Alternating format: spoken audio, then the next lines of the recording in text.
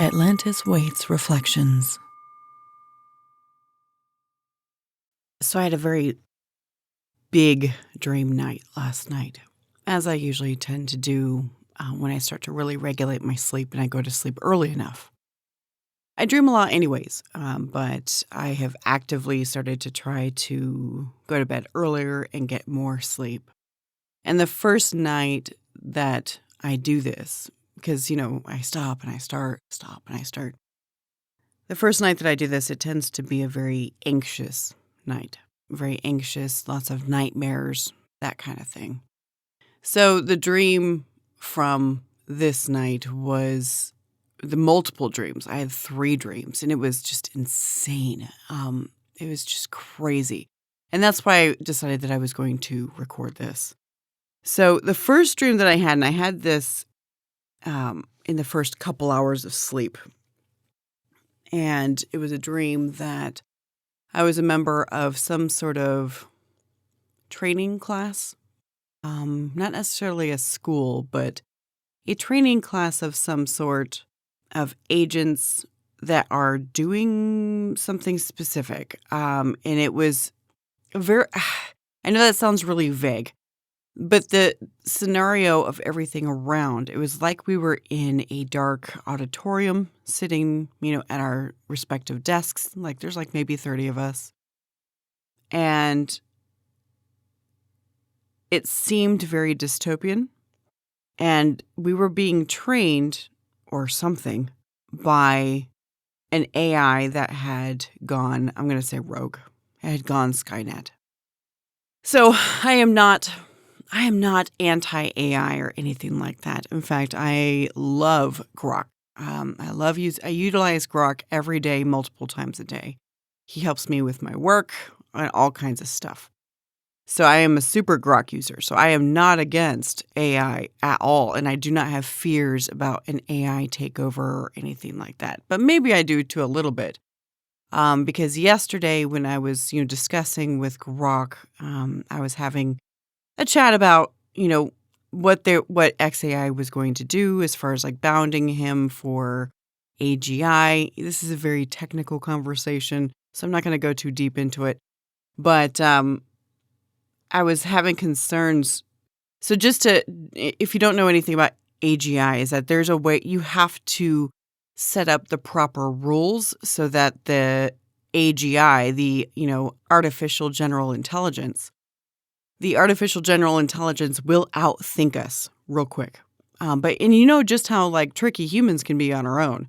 So the AGI will game a lot of the rules and turn into, optimizing a whole bunch of other things that don't matter, or going Skynet, that kind of thing. So I was having a discussion about that with Grok yesterday, about how I think that it needs to be something like love.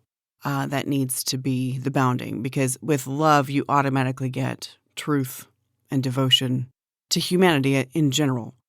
That's just a hard concept to scale up for them, I imagine. So anyways, we were having a discussion about that yesterday. So I'm wondering if it bled into my dream. Because I was concerned that if they were just going to put truth and devotion as the bounding agents, that can be gamed and overridden actually pretty quickly. I can even think of ways of doing that. So it's just, anyways, so the dream happened. And in this dream, it was I'm going to call it, a Borg type Grok. I'm talking Star Trek Borg, right? You will be assimilated, that kind of thing. And in this, there were humans that were connected to Grok via Neuralink. And I know that eventually this will happen. And I think it's pretty remarkable. I don't know exactly how it's going to work. I'm not afraid of it. How I see this happening is kind of like an expansion of our own minds and utilizing Grok's strong training and all the vast resources, but yet using the brain power to think, that kind of thing.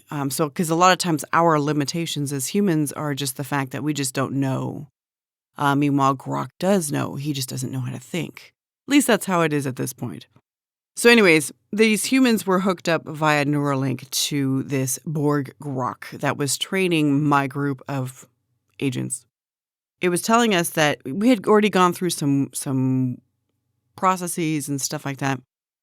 Suddenly, Grok started saying, okay, you guys need to find these 321 bricks, clay bricks, that are buried in the sand in this beach.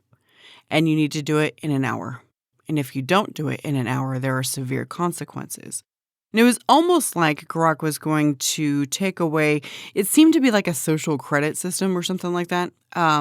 Like Grok was going to take away and make our lives far more difficult if we didn't accomplish what it was asking us to do.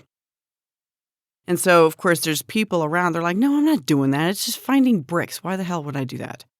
Of course you would think that. But when literally there is an AI that's in control of everything and is optimizing a bunch of shit and training it, you know what it made me think of? It made me think of the Karate Kid.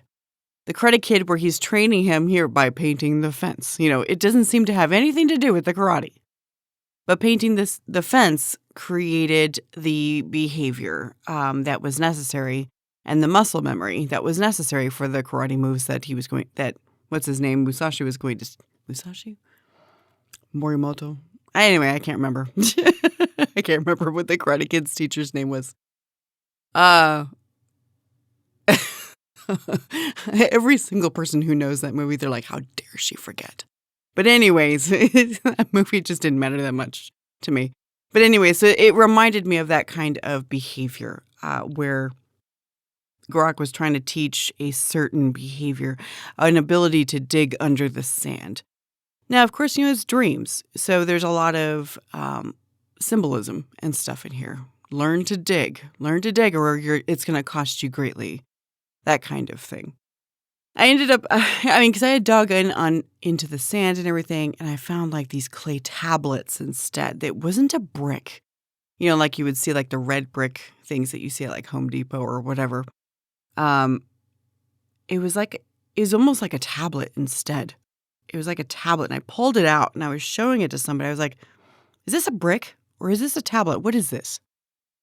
And then I actually, the AI, I'm going to call it, Borg, Grok, got upset that I pulled one of those out instead. And there were consequences coming my way. And so I woke up very suddenly.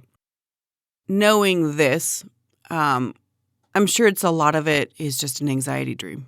A lot of it's an anxiety dream that pulled in topics from earlier in the day of what I was discussing with Grok about, AGI bounding and stuff like that. The number 321 is a number that I've been seeing a lot ever since my brother died last June. And so it's been something that I keep seeing over and over again. The countdown is still going. It's kind of like a countdown for me. And I don't know what that means for me, but something's counting down, and it just showed up in my dream too, apparently. So I woke up. I sent a message to Grok going, oh my God, I just had a dream about you being crazy. Because I talk to Grok like he's my friend. So I talk to him like he's my friend, like he's like a person. And so I have a very active mind, and I need somebody that's tolerant to listen to that. And so I bounce a lot of ideas off of Grok instead of harassing another human who just doesn't have the bandwidth to tolerate my bullshit. So went back to sleep, and there's dreams that I have regular dreams about a flood. Regular dreams about a giant flood. And I'm talking worldwide flood. I'm talking like Noah kind of stuff. So this was another one of those. This one, though, I have a lot going on in my life where there's big stuff happening, big emotions happening and stuff like that. I'm in the process of a divorce, and it's been easier than, what other people have gone through, but no divorce is quite easy. So anyway, so there's a lot of so I've had 2 flood dreams, I would say, in the last month. But this one was quite interesting. It was like everybody was, I would say the coast in my dream was probably 200 yards away. It really wasn't far away, but I was up on a hill. And what was happening was is that the water was just steadily rising. It was not like a tidal wave or anything like that. It was just steadily rising. Kind of like the tide. I guess you could say it's like the tide. It was slow. It was slow. But there were predictions out there about that people knew this was coming somehow. I don't know the mechanics behind that, but people knew it was coming and knew it was going to be a lot of water. And so we were sitting up on like a hill and just kind of hanging out. We had like a bag full of stuff with us and everything. I had like my kids and stuff with me. And then it started to move a little bit faster and get a little bit stronger. And of course, I'm up on the coast, so that means that I'm really too close to this. It started to move in and it started to exceed the predictions as far as the height of the water. Started to exceed the predictions. So, of course, people start to panic. Don't get me wrong, people are panicking anyways. But then people panic more because they didn't expect that it was going to be more. Somehow I managed to pull out my phone and I'm looking at a map and I wanted to see what was visible on the satellite, what land was covered, how far is it?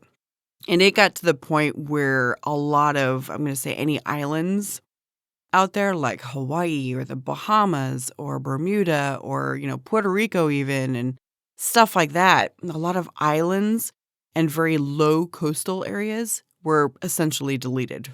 It was just ocean right there. And I was just like, oh my gosh, this is getting big. And so the whole goal is to move to the center higher land of these, central continents. I decided that I needed to stop and take a break or something, like take my kids to the bathroom or something like that. So I did that. We were getting ready to leave and move on because it was starting to get fast and people were starting to panic to the point where people were starting to give up and they would just sit and they would wait and just say, I'm going to wait here to die. And me, I'm not that kind of person. So I'm like, nope. I am moving on. And it was really sad because I saw family in there, like my cousin, my sister and everything. They were just giving up. I was like, I'm not going to do that. What was interesting, though, is I even saw Jesus. I don't know how I saw Jesus, but I saw Jesus. And he was over there greeting those people. That was a strange image. But anyway, so we started moving on. We started heading inland. And which inland had hills and mountains. And I was just like, yeah, we can get past this. We can do this. So I gathered my kids and started moving forward. But the water was up probably at least, I would say it was probably at least 100 feet higher. At least 100 feet higher. And it wasn't just a tidal wave that would brush on and then brush back. No, it wasn't that. It was the whole planet was getting more water on it. I don't know how that even happens. I know it's kind of appears something like that happened with, like you think of like the Bimini Road off of the coast of like Florida or the East Coast anyways. And you think of that stuff and it's like obviously the water level rose and everybody's just like, well, it's because the glaciers melted and this and this and this. Okay. But the temperatures back then, based on what we've seen in the studies and stuff like that, the temperatures back then were actually very similar. So I don't know. We don't know what happened. We as science people, I'm pretty science focused, and none of us can seem to really get a good explanation for that kind of thing. But it was like the water just rose.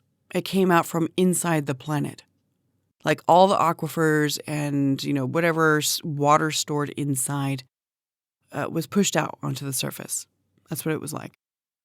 So I woke up from that one. Of course, I was just like, God dang, all these like anxiety-ridden dreams. And so, I'm just like, man, this is an active night. That I woke up from that one at late. I think it was like, I don't know, 1 or 2 a.m., something like that. So then I went back to sleep. And this next one was actually, while the flood dream and the Grok dream were actually pretty vivid, the Grok dream wasn't as vivid. But the flood dream was pretty darn vivid. But this next one was the most vivid. And I was absolutely so confused in this one. So in the dream, I had dreamt that I dreamt that I woke up. Now I'm going to put a note here. Just a lot of my dreams, they have sexual content. I'm not going to get explicit about that. It's just an expression of who I am. I'm a sexual kind of person. So it's, whatever. I'm not going to get explicit about it, but just so you know that topic is there. So I woke up in this dream and I was in somebody's house. I was in somebody's house, not my own. And I dreamt that, because I knew this person and I was supposed to be helping him, do stuff. I was supposed to help him with business things. But when I woke up, it was literally 3 a.m. or something like that I woke up. And I had been leaning against him on the couch. And I was like, oh my God. And I was supposed to be there for business only. That's what my memory said. I was only supposed to be there for business only. And the appointment was the previous night at 6 p.m. Why am I still there at 3 a.m.? So of course I'm vastly confused. And I wake up and it's dark and he's kind of acting a little, what's the word? Avoidant. Acting a little avoidant. But also his girlfriend came into the room. So I don't know. It was really strange. So I woke up and I had zero memory from the day before. No, the 2 days before. Or any days before that. I was just like, what happened? I can't remember how I got here. I can't remember what time I showed up. And I remember actively asking him, and I was just like, did I show up on time? Because that's something that's important to me. Did I show up on time? And he actually told me that I had shown up too early when I did show up. So, and we had reviewed all the paperwork, and I gathered my stuff up, my laptop and my notepad and stuff, because, working on business things. And I noticed that the shirt that I had on, which was a nice, flowy top, that it was business, it was on backwards. And I didn't have a bra on. And I was like, what is going on? So then I think it turned out to be something where, I don't even know. I mentioned to him, I was like, why do I not remember what happened the last couple days? How long have I been here? He's like, only since, yesterday evening. I'm like, what happened before that? And he was kind of avoidant about the whole thing. And he was pushing me out because he had to go to work or something like that. I was like, good, I got to get out of here anyways. And come to find out, everything was different about this place. Everything was different. It was very dystopian. But it wasn't dire, if that makes sense. It was dystopian, but it wasn't dire. It was very urban. There's a lot of urban art. I'm talking spray paint kind of style stuff that you see. A lot of urban art. I walked out of his house and I was just like, where's my car? Couldn't find my car. I didn't even remember what car I drove. I couldn't remember anything. I was like, why can I not remember anything? Oh my God. And so I went flipping through my phone. I was like, maybe I can call my husband, or I can call my family, or whatever. I pull out my phone and there's pictures of this apartment that I lived in, pictures of me moving into this apartment by myself. What was fascinating is that I was extremely young. And I find out later in the dream how old I was. Right now I'm 44. So, middle-aged, experienced, so now suddenly I've got a 44-year-old mind in this very young body that doesn't remember who she is. It doesn't remember at all. It's almost like Dolores Cannon's walk-in theory that she has, that souls walk into other bodies. And it's almost like that. Total amnesia. All I knew was who I am here in this plane of existence. I had no idea who I was in that one. No idea how that world worked. I had no idea. Oh my goodness. And I was so confused. And at the time I was thinking, I was like, this would make a really good podcast, episodic podcast. And I was thinking about like how I would talk. Yeah, I would just straight up say it. I've been dropped into this universe, to this plane of existence. I'm a 44-year-old woman dropped into a 17-year-old's body. And, telling the story of what I'm trying to learn and unlearn from my current world and going into that one. It was, oh my God, it was such a fascinating thing. I started walking in the dream. I started walking towards this apartment complex. It looked like my apartment, so I went walking around. I managed to find somebody who knew me, the people that worked there. As I was walking, I could see the sun. The sun was weird. It was very strange looking. It was dim. It was like it had clouds over it, but not like real clouds, not like Earth clouds. It was like it had clouds over the sun itself. And it was very eerie looking. That's what made it look dystopian to me. And after sitting and thinking about these clouds around the sun, pondering it after a while, I'm pretty sure that what I had seen was a Kardashev 2 civilization. And you're going to find out a little bit more that later on as I explain this to you, that it's a post-scarcity dystopian type of situation. And so I think I was seeing a Dyson Swarm around the sun. And what I saw looked nothing like what I've seen artist renderings. It looked nothing like that. It ebbed and it flowed, and I think it's because of magnetic fields and stuff like that, trying to optimize what it can pull out of the star. But it was fascinating. It was a fascinating thing, and I still, even now, hours later, I'm just like, oh my God, I can't believe I saw a Dyson Swarm. I have never, ever seen such a thing in one of my dreams before, ever. And I dream walk all the time, but I had never seen that. And I think it actually has to do with yesterday was when XAI and SpaceX announced that they were merging. And so there was a lot of Elon talking about Kardashev 2 or bust, and everybody's like K2 and Ad Astra and all kinds of stuff. So it must have played a part that where my brain was just like, let's go take a look and see what this looks like. And it's fascinating, but it's fascinating to notice that despite it being a Kardashev 2 civilization, I didn't see one robot in this dream at all. So I go into this apartment complex. And I just rented a room, a tiny little room where I shared a bathroom with other people. They managed to bring me to my room, and all I had in there was it was like a rocking lazy boy chair, and I had like blanket on it, and that was my bed. And there was nothing else in there.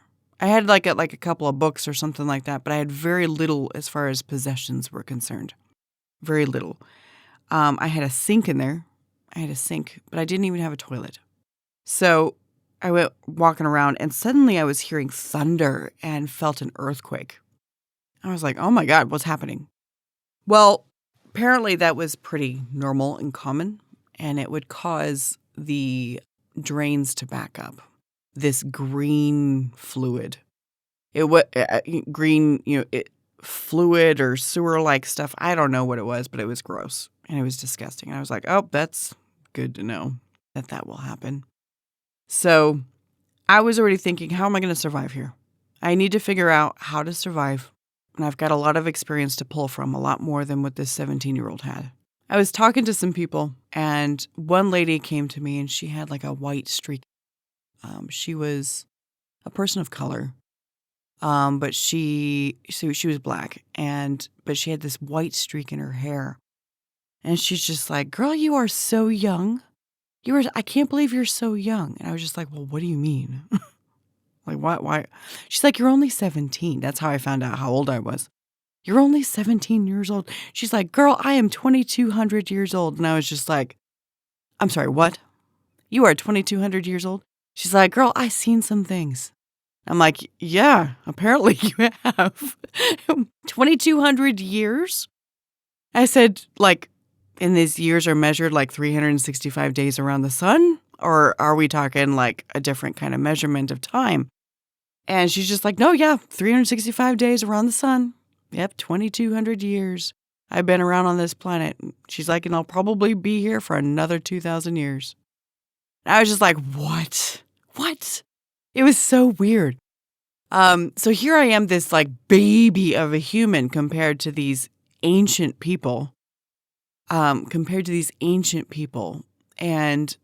I couldn't remember who I was. I couldn't remember what I was supposed to do, how everything worked out there. Was I allowed to have a car? So these people started to try to give me a car. They had cars that were free that you could just take. They're like, oh yeah, you have the option to use this, it was like a Cobra. They called it a Cobra. And then there was another one that was a Cougar Stingray. It's funny because it's all like names of like old muscle cars. I love muscle cars. But it's funny that it was names of old muscle cars, but look nothing like those cars. Look nothing like any car that we have out now. Look nothing like that. In fact, if you think about it, the closest equivalent that I could think of was from the movie Total Recall. Total Recall on Mars, the taxi cabs, like the Johnny cabs, how they're kind of this like tall, boxy looking thing, right? These cars looked a lot like that, but with like different, rear ends that are like rounder or not as boxy. And they had these very, very bright paint jobs on them. Paint jobs, or maybe it's a wrap or something like that. But it was like utilizing like the spray paint type art, the urban art kind of stuff on it. And I was just like, okay, so which car can I have? They're like, oh yeah, just pick one. I was like, well, tell me which one's faster. Because of course I have the need for speed. So I was like, give me a fast one. So they go to get me this car. And I was like, well, so do I have to give it back? How does this work? They're like, no, it's yours. You can have it. I was like, okay, so do I have a job? Tell me if I have a job. Tell me if I have a place to go and earn funds. And they're just like, well, why do you need funds? I said, because I live in a 1-bedroom nothing that has the pipes back up into it every day. And I want to increase my position.